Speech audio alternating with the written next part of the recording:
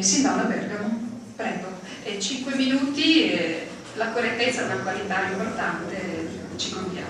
Ringrazio gli organizzatori di avermi dato la possibilità di essere presente qui questa sera e di esprimere in maniera semplice, così come sono abituato, e nella maniera per me possibile. Ho fatto molti studi, credo che la vita mi abbia posto più volte nelle condizioni di prendere decisioni importanti e di occupare anche posti che mai me lo sarei aspettato. Tutto sommato credo abbia potuto svolgere il mio compito.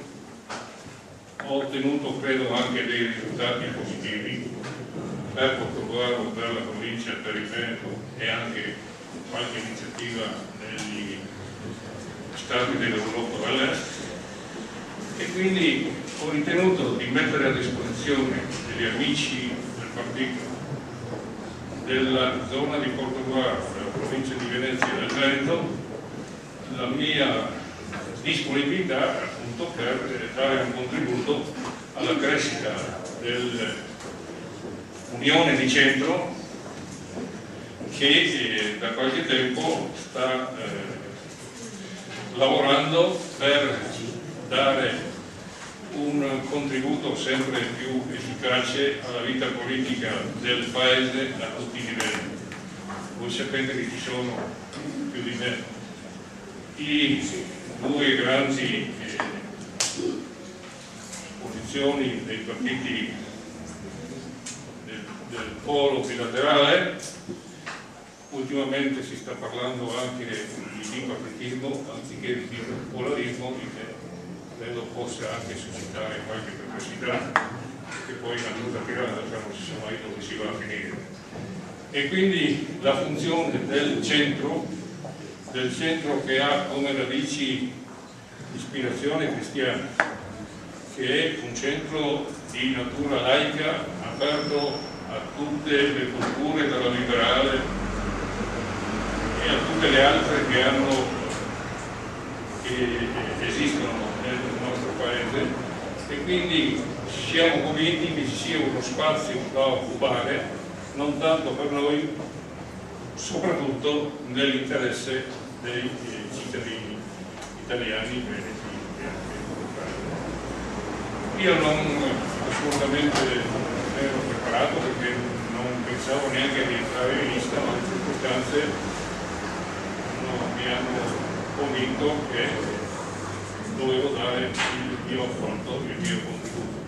Per cui non è che non abbiamo un programma, il programma c'è a livello nazionale, c'è a livello regionale, c'è anche a livello locale. Lo avremo pronto fra 1 o 2 o 3 giorni. E su questo programma intendiamo impegnarci fino in fondo. Come sempre, dove sono chiamato a lavorare mi metto col massimo di impegno e cerco di dare tutto quello che è possibile dare. Quindi confido nella volontà di collaborazione da parte dei cittadini e da parte delle istituzioni, da parte di tutti coloro che hanno titolo per rappresentare qualcosa e che vogliono dare un contributo efficiente per un'amministrazione efficiente della nostra città. Direi che il primo atto che dovremmo fare è quello di verificare se i servizi che attualmente il Comune dà alla cittadinanza sono servizi di qualità, sono dei servizi che rispondono realmente ai bisogni dei cittadini. E quindi questo è un primo momento, che è il momento di conoscenza.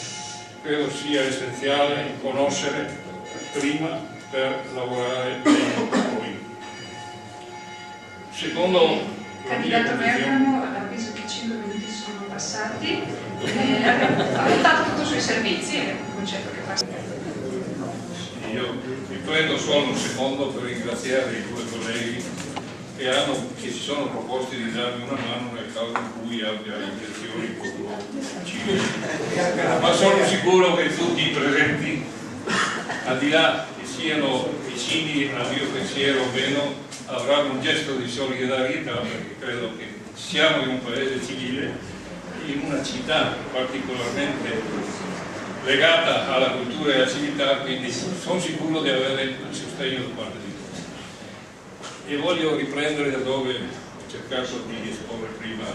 Direi che la prima cosa da fare è verificare se i servizi che si danno nel comune alle persone e a tutti gli enti che operano nel comune stesso sono di qualità, perché non è importante dare servizi generici, ma è importante dare servizi specifici che rispondano in maniera adeguata ai bisogni dei cittadini, avendo soprattutto presente anche le frazioni che giustamente si sentono dimenticate o non sufficientemente assistite.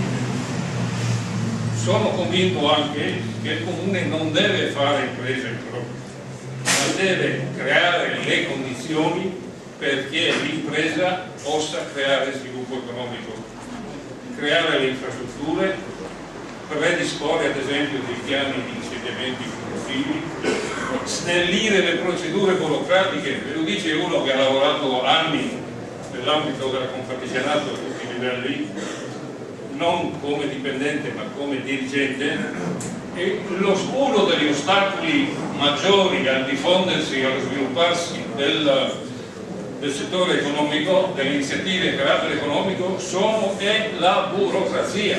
Va modificata, va semplificata, va cambiata. La burocrazia deve essere a sostegno dell'impresa, non ostacolo all'impresa. L'occupazione esistente va difesa in tutte le maniere, però bisogna soprattutto prepararsi nel momento in cui la ripresa ci sarà. Noi siamo fiduciosi che prima o dopo la ripresa si inizierà, e quindi essere preparati e soprattutto scommettere su quei settori che costituiscono la vocazione naturale del territorio.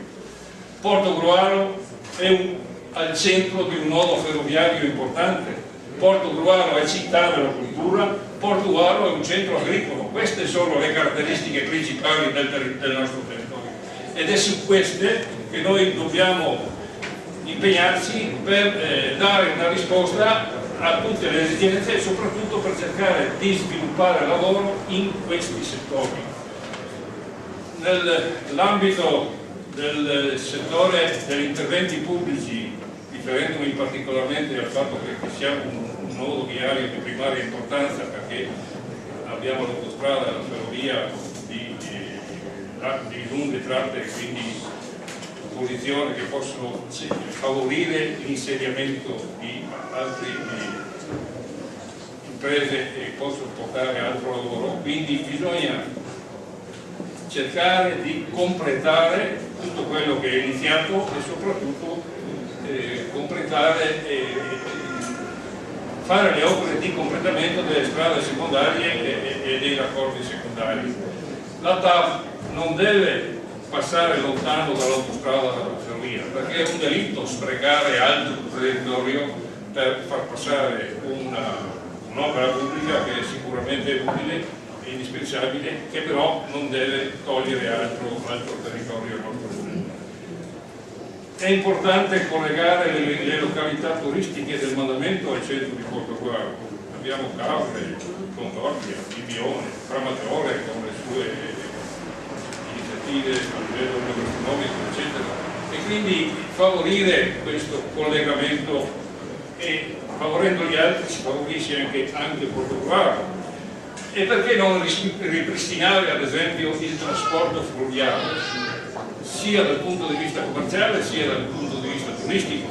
È una cosa che già esisteva e quindi va riscoperta e adattata ai tempi moderni. Può diventare un centro di economia di minor costo, di minor impatto ambientale e utile sicuramente per la città. Grazie.